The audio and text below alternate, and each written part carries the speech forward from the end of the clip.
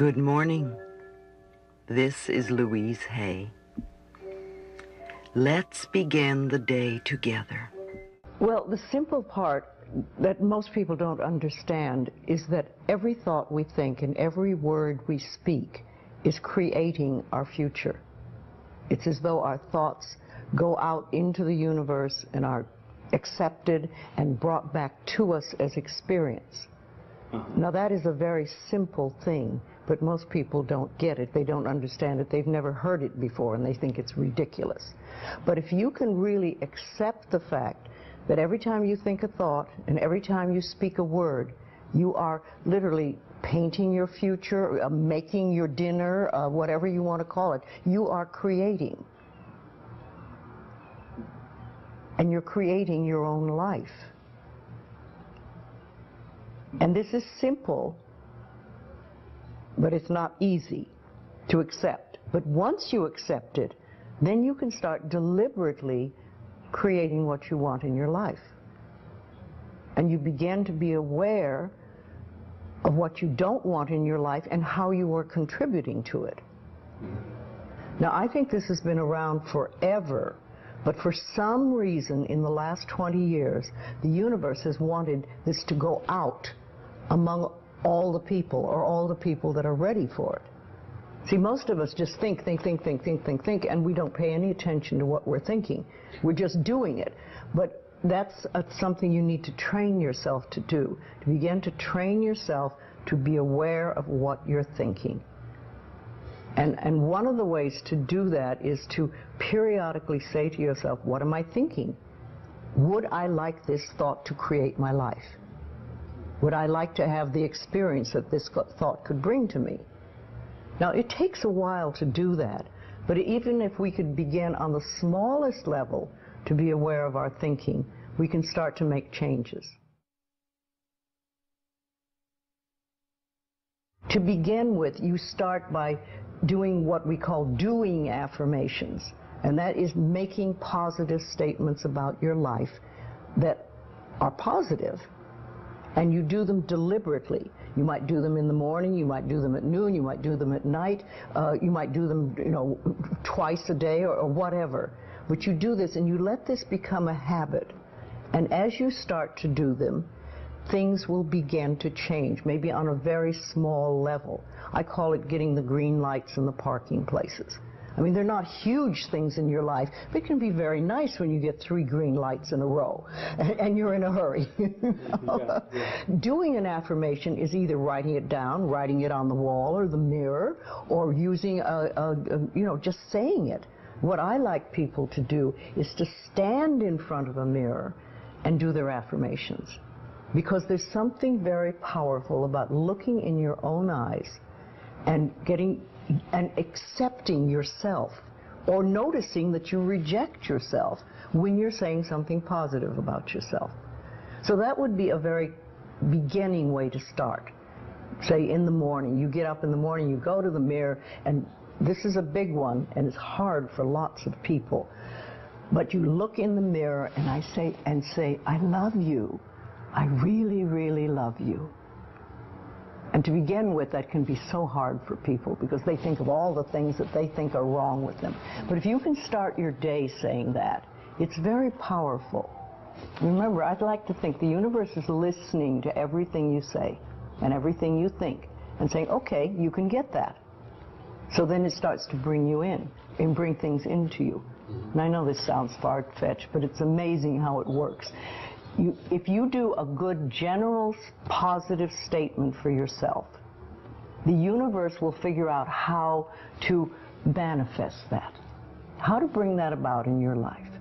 So things could happen that you wouldn't expect at all, but they will happen. If you think of doing your positive affirmations is like planting a seed in the ground. It's not necessarily true at the moment, but it is something you want to have be true. So you put the seed in, and you plant a seed and you expect it to grow.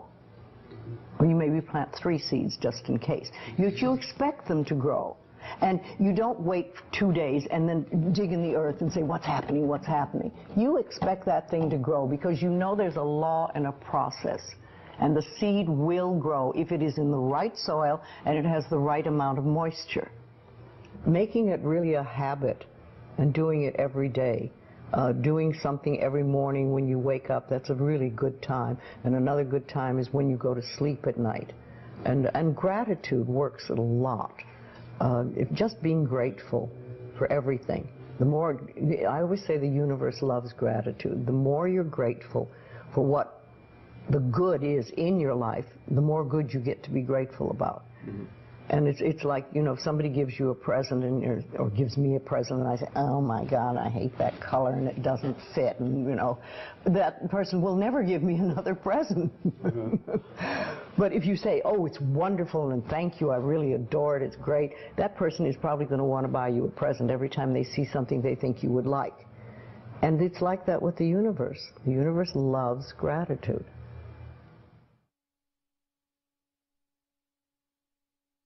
If you have very strong beliefs within you that you don't deserve good things in your life, mm-hmm. and a lot of people have that, then there can be delays. And sometimes people say, well, affirmations don't work. I've done them. But when they're doing, for instance, prosperity affirmations, and they've done some prosperity affirmations, and they say it doesn't work, nothing's happening. And I say, well, all right, how many prosperity affirmations did you do in a day? And they'll say 3, probably. And they say, all right, how many poverty affirmations did you do this day? And that could be 300, depending on where you're coming from and what is running through your mind. See, I have this, one of my thoughts about life is that only good lies before me. And I have been saying this for many years. So it doesn't really matter to me what happens in life, because I know it's going to be good. Well, there are lots of things you can do to help you become more conscious of what is going on. And because so many of our belief systems really are unconscious or subconscious, we're not aware of them. They're just things that were bred into us as we were children, is to take a little time to figure out what they are.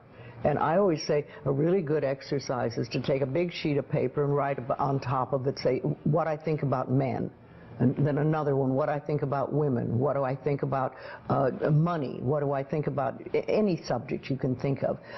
And just write all the things that come out of your thoughts. And whether they sound good or not, just write them down.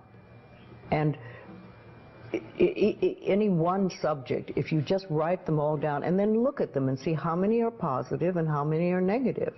And if you can take those negative ones and turn them around, make them into positive affirmations, then you can start clearing up what you believe about, say, money that is not positive for you, and or is keeping you from bringing money in. And you can do that with lots of things in your life, so you can really begin to realize what you do believe about these things. So you can't change your thoughts if you don't know what your thoughts are. There is a law of thinking, and we are beginning to learn about it. And it is like a computer. If you have this gorgeous computer put in front of you, and you don't know what to do with it, it's a piece of junk.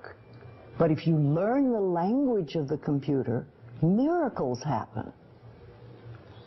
And that is what the law of thinking is.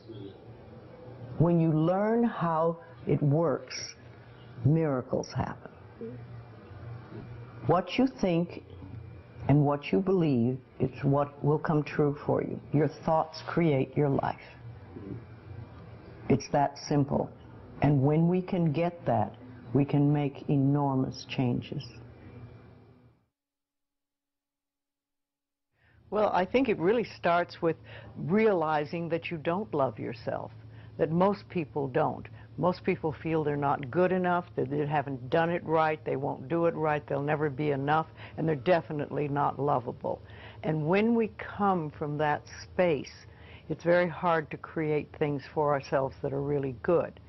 So in the early days when I worked with people, I used to fix this problem and fix that problem, and you'd have this, a health thing, and we'd work on that, and we'd work on this. And one day I discovered, much to my amazement, that if I would help people learn to love themselves, to really accept themselves as they are, we didn't have to work around problems, because it was almost like a miracle. Everything seemed to fall away. It's a hard one for people because we grow up believing that we're not good enough and nothing is right. I remember lots of times I would ask people, well, what is really wrong with you? What have you done that is so terrible that you're not acceptable to yourself? And I never, ever, ever got an answer that made any sense.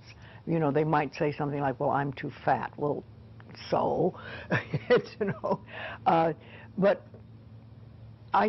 when you talk about loving yourself, a lot of people think that that's vanity, but it isn't really. It has nothing to do with that. That is narcissistic. But to really care for you and to acknowledge that you are an important being. It's almost like in the Bible they would say, you recognize that you are a child of God, that therefore you are perfect. But even if you're not a biblical person, if you can recognize that you are a being that has self-worth, if you can really recognize your own worth, then you start to treat yourself differently. And I think that's what's so very important about loving yourself, is you stop beating yourself up, you stop making yourself wrong, you stop talking about how awful you are, and you stop saying things like, I'm really stupid and stuff, and you start to treat yourself with a certain amount of respect. And this makes an enormous difference, because what you give out in life is what comes back to you. So if you're giving out a feeling of, I'm okay, I'm good enough as I am, and I am acceptable, and I love life, and I love me, and you start having gratitude for yourself and for life, then life treats you differently, because you are having a different vibration that you're giving out and getting back. And that's when things really start to flow. Now, a lot of people don't realize it, but you have to practice. You just have to start it. And that's why I try to get people to do a lot of mirror work. If you look in the mirror, just simple things like looking in the mirror in your own eyes and say, I love you. I really, really love you. And it helps if you use your name, Louise, I love you. I really love you.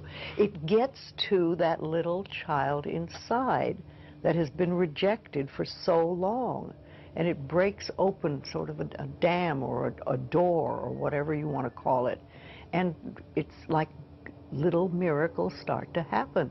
Lots of little good things happen, and the universe loves grateful people. The more grateful you are, the more you get to be grateful about. It's that simple.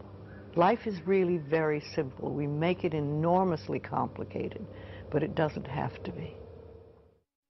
Everybody's on a journey from the time we're born till the time we leave. But when we go on a spiritual journey, it seems to be more conscious, and we begin to make conscious choices about life instead of just going on and getting up in the morning and doing our stuff and then going to bed. We begin to make conscious choices of our thoughts and our actions and even the foods we eat and things like that.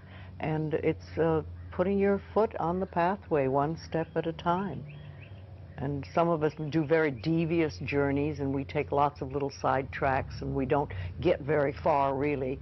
And some of us just are very conscientious about it and go one step after another and go closer to our pathway, which is really, to me, I think enlightenment is letting go of all the things we believe that are not benefiting us in life, or that are barriers to our life, to the good things in life, and to release them one by one and to think, I don't have to believe that anymore, or do I want to believe that anymore? And making a conscious choice. When we can understand that every single thing we believe has been a choice, and it may or may not be true. It can be true for you and not for you, because it's your belief system and your belief system, and then I have my belief system. I say a lot, that may be true for you, it's not true for me. I may not say that out loud, But people are doing things or saying things, and I think that to myself a lot. And also, it has nothing to do with me. Whatever's going, that has nothing to do with me, because I'm under the law of my own consciousness. This is my pathway, and you have your pathway, you have yours, everybody does. So we're all on a journey, and I think the more conscientious we are about it, and the more conscious choices we make, the better our journey is, or the easier, or the swifter, or we get more goodies, or we have better health. All that stuff. But when I was beginning to work with people in the early days, I paid very close attention to what people said. And it became a habit with me, and I still do. I listen to what people say more than, you know, the words they're using and everything. And so often I think, oh, if you just wouldn't use those words. If you just take those 3 words out of your vocabulary, because people use negative words a lot, the same ones over and over again. Yes, I hear words, much more than other people. What words would you take out of the vocabulary? Well, should to begin with. That's a big one. Because every time you say should, you're making yourself wrong. Either you were wrong, or you are wrong, or you're going to be wrong. So take that one out completely. And just a lot of negative expressions that people use. I'm not good enough, or this will never work, or oh, it's a rotten day, or, you know, there's just tons of expressions, and we use them over and over again, and they don't do us any good at all. Everybody's journey is individual, because we start from different places, so we can't all be having the same journey. But I think we all get certain ahas,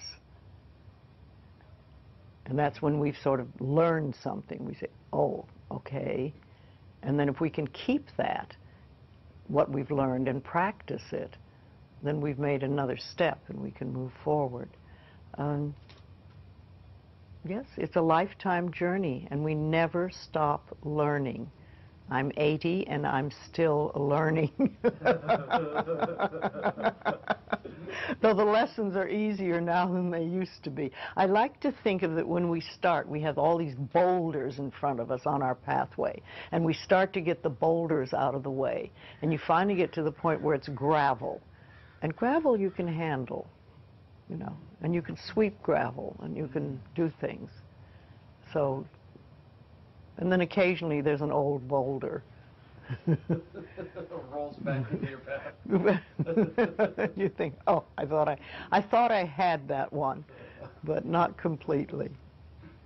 And you know, also I think that when we learn lessons, we think, oh, I've learned that one, it'll never happen again, I've done that, and that's it. Well, how do you know you've done it unless it comes by once more and see how you react? Have you really learned it? Is it really nothing for you? Have you gone beyond that? Or are you going to go right back into the same old reaction? See, we're never wrong. That's what we need to learn that. We're always doing the best we can with the understanding and awareness and knowledge we have at that moment. I have a very firm belief that only good lies before me. And with that belief, it doesn't matter what comes, because it'll be only good. And I want it to be new and different and exciting and stuff. No, I'm in my 80s now, and new things are happening. So let it roll. Every word we speak is creating our future. So we have to be careful about what we say and think, and resentment and, you know, grunging, as I call it, going over and over and over those past difficulties.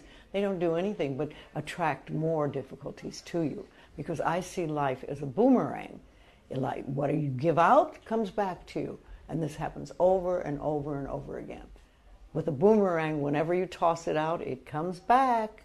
And if you toss it again, it will come back. So it's the same thing with our thinking and our speaking. It's very important to be appreciative of life and to express gratitude, The universe loves gratitude, and the more grateful you are, the more things you have to be grateful about. And when I say things, I don't mean objects necessarily, but just you improve the quality of your life enormously. I think what you're saying is that quality of life doesn't mean a really nice house or a really nice It car. can, but it doesn't have to. But what good is a nice car if you are full of resentment all the time and you drive around hating everybody? That's not going to help anything. It's much better if you had an old car and you were grateful and appreciative of life. And I also think it's extremely important that you love and appreciate who you are. Too many of us have grown up believing that we're really not good enough, or we're not worthy, or we don't deserve. And, you know, we are divine, magnificent expressions of life, and we have to know that and experience it and rejoice in it. One of the things I tell people to do a lot is to go to the mirror, especially first thing in the morning before you brush your teeth or anything, and look in the mirror and just say, I love you. I really, really love you. And start connecting with that inner child that's inside. A little kid who's probably been pushed away for a long time. And when you do that, it's amazing how miracles seem to happen. If you could stress one thing, one concept, or one belief, what would be, and it's probably tough to sum it all up, but what would you say is the absolute most important thing? Well, I think love who you are and be very grateful for life and very appreciative. Say thank you a lot. I say thank you many, many, many times of the day. Often not to anyone else. I just, oh, thank you. That's so wonderful. Thank you. And it's, you find more and more things to be thankful about. I was driving up today from San Diego, and the wildflowers on the hillsides are just beautiful this year. And I was thinking, I was so glad that I had the opportunity to see them. Because if I stayed down there, I wouldn't have. But this drive, which was, not a drive I particularly wanted to make, but it was gorgeous. Now, I'll tell you something that I love people to get if they can. When we have a problem, most of us go, oh, panic, panic, God, what are we going to do, blah, blah, blah, blah, blah. But I have something that I try to get people to say. When the minute there's a problem, you stop and you go, all is well. All is well. Everything's working out for my highest good. And out of this experience, only good will come. And I am safe. And you do this, if it's a small thing, I say it 2 or 3 times. If it's a bigger issue, I babble it incessantly. But all is well, everything is working out for my highest good. Out of this situation, only good will come, and I am safe. Now this quiets your inner turmoil down long enough for the universe to find the solution to the so-called problem. See, when there's problems, we don't have to fix problems so much. We need to fix our thinking and our attitude about how we respond to them. And then you get less and less. And when the solution comes, you say, thank you. I am not a salesperson. I am a teacher. And I work with people who come to me, who want to learn to change their lives. I remember when I first heard that if I was willing to change my thinking, I could change my life. It was like a revelation happened. And I thought, oh my goodness. And then I just spent all my time trying to find out how to do that, because it sounded so wonderful. And there are other people who will never be interested. Maybe next lifetime, or the one after that. So where do we go from here? I don't know. But I will find out. Life will bring it to me. All is well. It's such a pleasure and honor to be interviewing you. Thank you. So you say that if we change our thinking, we can change our lives. Oh, we do. We do, constantly, all the time. You think a negative thought, you're going to go on a downward spiral. You think a positive thought, you'll attract wonderful things to you. Absolutely. So can you share with us a little bit more about your beliefs and ideas and thoughts about ourselves and the cause of our physical and emotional problems? Well, I have come to realize it boils down to choosing the thoughts you think and choosing the foods you eat. And when you can be wise in both areas, you have perfect health, because the body knows how to take care of itself. but not if you give it a lot of junk. And not if you give yourself a lot of junk thoughts. So it's a clearing. It's clearing the weeds from the area, from the mind, and from the soil. And well, I couldn't agree with you more. I've been following your work for years and years, and so. But for those of people that have tried to change their thinking but seem to be stuck, and can you give them some advice to help them to be more positive or to get through? Well, those I don't places? think that they've been trying and they're stuck. I think they just haven't tried. Because if you will practice this, even a small amount, it makes a difference. I have a simple exercise I give everybody, and some people say, oh, that's so stupid, it's so silly. But I ask them to look in the mirror, especially first thing in the morning, and just look in their eyes and say their name and say, I love you, I really, really love you. And this is enormously hard for most people to do to begin with, but as you continue to do it, it makes a big difference. You see, life loves you. Life really loves you. But if you don't love yourself, it's very hard for life to bring you the goodies because you've got this wall up. So when you can learn to love who you are, and that's the way you were born, when you were a little tiny baby, and when I say you, I mean everybody listening to this, we all adored ourselves. We loved our bodies. We loved every part of ourselves. And then we started to listen to other people who told us we weren't good enough or we didn't do it right or no, no, no. And so we decided that maybe we weren't very good. And that's where we get all mixed up. But when we can get back to that point of just adoring this marvelous critter in here, then life says, oh, she's got it, let's give her goodies. And then the next step is to be very grateful about it. Yes. When you're really grateful, then they want to give you more. Oh, that's wonderful. So 30 years ago, you were diagnosed with cancer, and you recovered. So will you share that story with us? Well, what I realized at the time was that I had already been studying this stuff, the metaphysics and the thoughts, etc. And when that happened, I realized that life was giving me a chance to prove to myself that what I was teaching worked.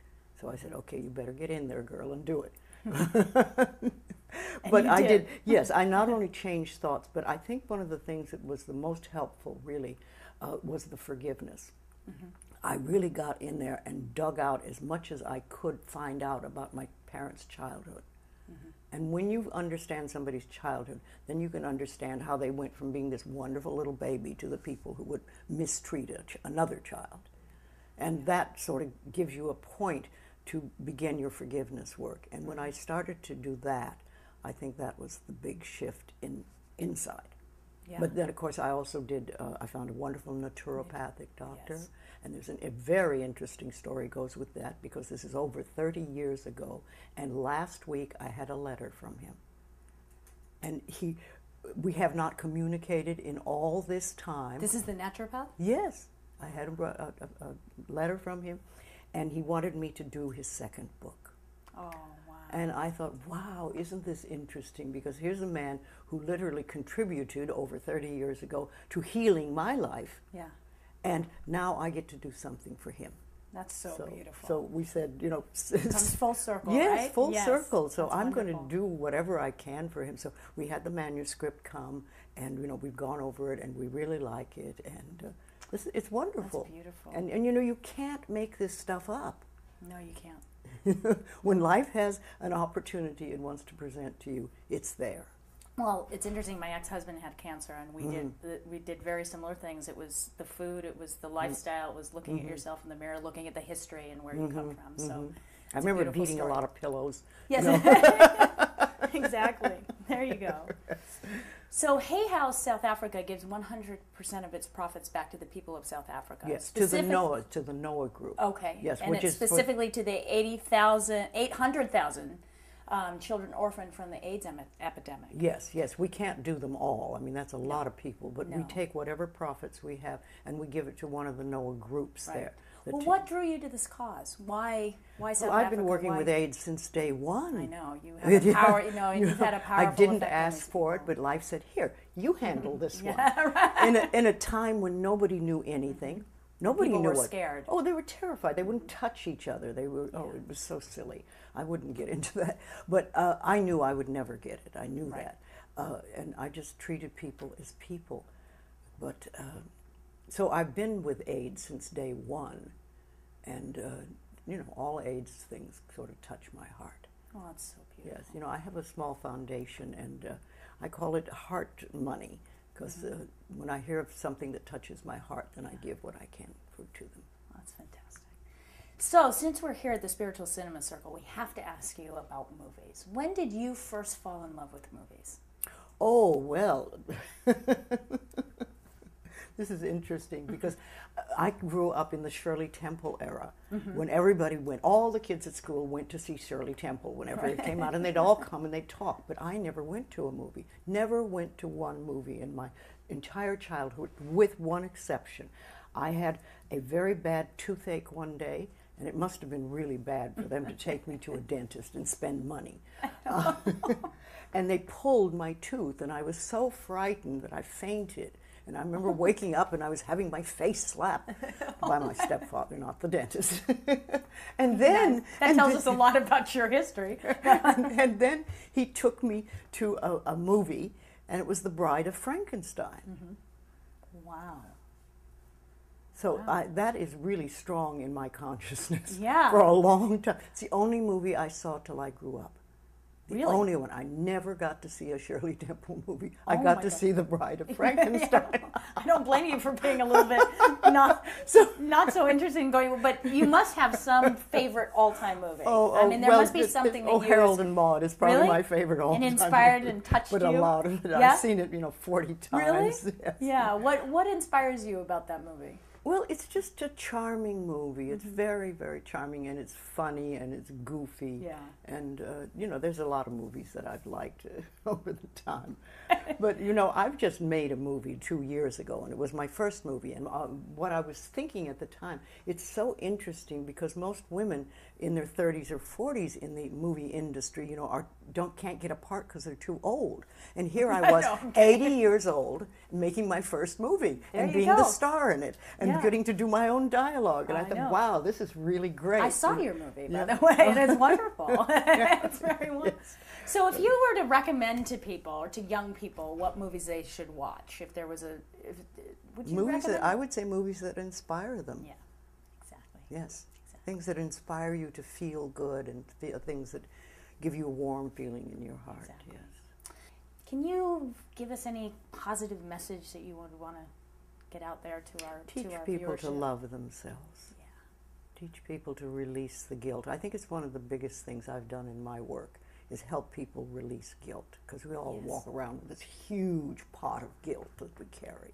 One of the things that I think about the work that I do and the work our company does is that every product that we sell, or that you get as a gift from us, has the possibility to change the quality of your life, to improve the quality of your life. Now, whether you actually take that opportunity or not is up to you. That's freedom. But you have, everything we give out can help people really improve the quality of their lives. And that feels good. Well, thank you for that. You're welcome. You've inspired a lot of people to change their lives and to love themselves. You are very safe. All is well. And I love you.